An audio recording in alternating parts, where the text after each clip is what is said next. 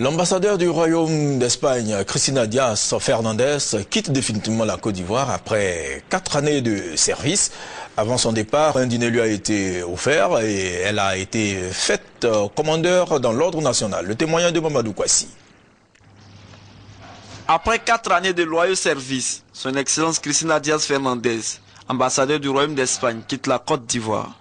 À cette occasion, un dîner d'adieu lui a été offert.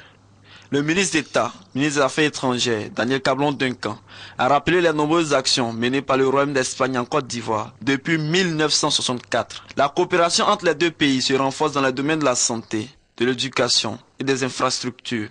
Je voudrais en effet rappeler que de 1998 à 1999, votre pays a été le premier investisseur européen en Côte d'Ivoire en termes de flux d'investissement annuel.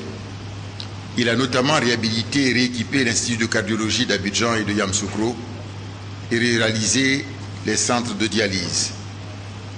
Il a par ailleurs procédé à la rénovation de la plupart des lycées techniques et des hôpitaux.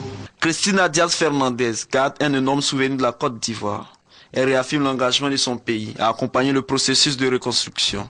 La Côte d'Ivoire peut continuer à compter sur notre appui et collaboration pour obtenir que ce pays devienne le modèle de cohabitation, prospérité et stabilité que nous souhaitons tous. L'Espagne voudrait voir dans les stables politiquement où les institutions de l'État fonctionnent normalement. L'ambassadeur d'Espagne a été faite commandeur dans l'ordre national.